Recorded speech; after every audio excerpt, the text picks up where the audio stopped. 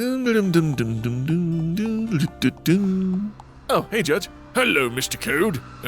What you up to? I'm going to capture evidence of a ghost on this ship. Really? Yeah. And what brought this on? Well, the other day, I went into this one room and all I heard was, "Get out." That was me! You burst into my room and woke me from my nap. Nah. Ghost seems much more logical. Anyway, I got the idea for the camera after I saw this movie about paranormal activity. It was about a couple that was haunted by bizarre paranormal activity. So they set up a camera to capture said paranormal activity, and throughout the movie they experienced much more intense paranormal activity. I think the movie was called The Ghost That Did Scary Things. Yes, well, good luck with that. Oh, you'll see. I'll capture me a ghost and make the front page of National Enquirer, and I'll get all the mayors. Now, how does this thing work again? Judge? Oh my gosh! Floating ghost-shaped bed linens! Gets him every time. Objection!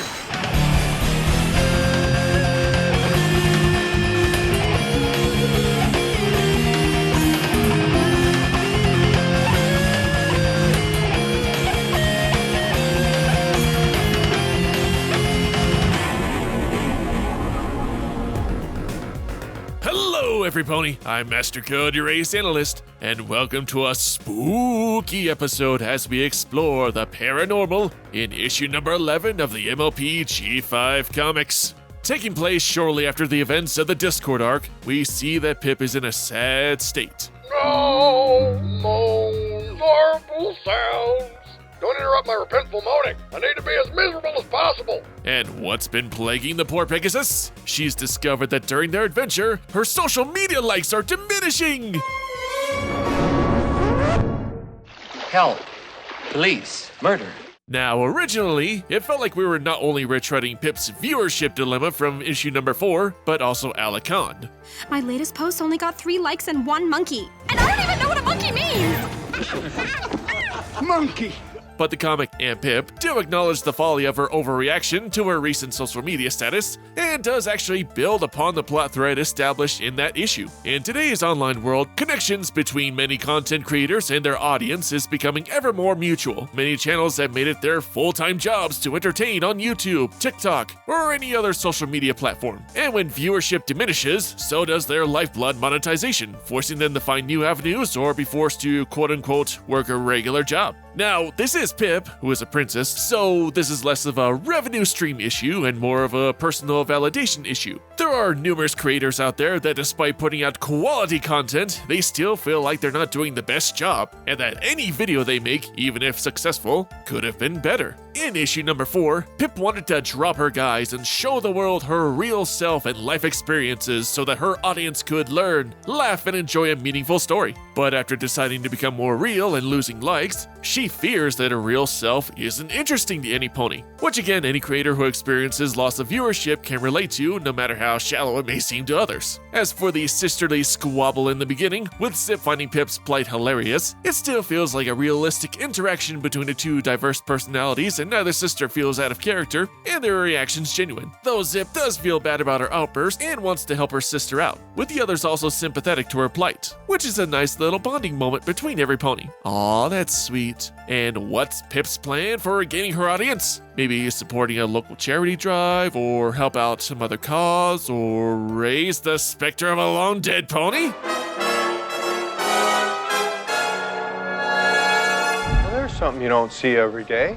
Okay, not the most natural or altruistic of methods to gain an audience, but it's definitely something different. So her viral challenge is to summon this old nag, as it's called, and this whole thing is kind of in this weird gray moral area, with her friends admittedly uneasy, especially Zip, who is against the whole thing. So the story goes, a filly named Naggy, whose parents were killed in a tornado, lived at an orphanage and had a rather nasty reputation, and essentially was a disturbed outcast. A group of ponies one day decided to prank her with a fake birthday party, but they never show, hence the basis for this challenge, and it's implied that she died alone. Thus, the Naggy challenge involves summoning the Spirit, where one needs to hold 3 parties over 3 days with an effigy of Nagi, and entrapping her in this ceremony will supposedly force her to grant the summoner a wish. Wow, that is depressingly dark. Jeez. And hey, how about for a finale, why don't we summon the demon Pyros while we're at it?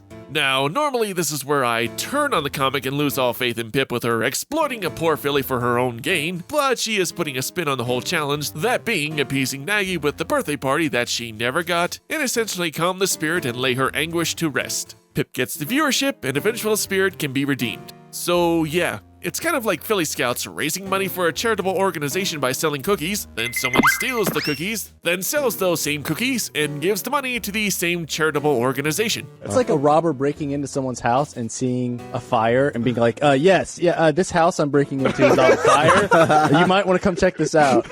Doing something quite not on the level for your own gain, but for a good cause, so yeah, like I said, it's in this weird gray area, but oddly works. The conflict of the story comes from Pip setting up everything for the party, and while she still wants to legit help out the Spirit, her desire for good gets sidetracked in the minutia of the party planning, and is much more focused on making the party look good and gaining more views. And we know how Pip constantly gets lost in her online world, so it makes sense. Admittedly, I am a sucker for the paranormal, so anything that delves into the unknown fascinates me. Plus, seeing all this weird stuff happen every night and seeing the reactions of everyone does lead to some great comedic moments. Can't sleep. Clown will eat me. This is also helped by the artwork, which has a lot of great facial expressions with some hilarious reactions. And I really like the layout of the comic telling the backstory of Nagi with the numerous social media sites or the multi-camera layout for recording the event, which makes the comic feel all the more dynamic. Plus, the colors and shadows and overall layout of the panels do well in showing depth in the scene, so it doesn't feel flat like some of the previous G5 comics. Anyway, we come to the third night where Nagi finally makes an appearance. I am the ghost of inliners past. Beware. Pip wishes the Spirit a happy birthday and seems to calm Nagi down, but Pip realizes that this Nagi is a phony and reveals the true culprit, Granny Goodness! No, it was actually Zip in disguise, and the one causing all the crazy commotions going on the past 3 days. She gallivanted as Nagi to attempt to stop the challenge, but to no avail. The apology is a little rushed, but since the situation wasn't life-threatening like when they were trapped in the cave, it still works as the emotions between Pip and Zip feel organic, as they admit their mistakes to one another, and Zip also apologizing to Sunny and Izzy. And all is right with the world. But it turns out Nagi was real after all! In the end, issue number 11 was a bizarre but fun comic. I loved all the paranormal references, the artwork was nice, and we got some more interesting sister dynamic between Pip and Zip. Nothing else to say, but check it out. Well, that's it for today, guys. Until next time, MC out! A special thank you to my Patreon supporters. If you would like to join my Patreon, Discord server, gain early access to videos, and more, please consider supporting me. Link to my Patreon in the description. Thank you, and have a great day.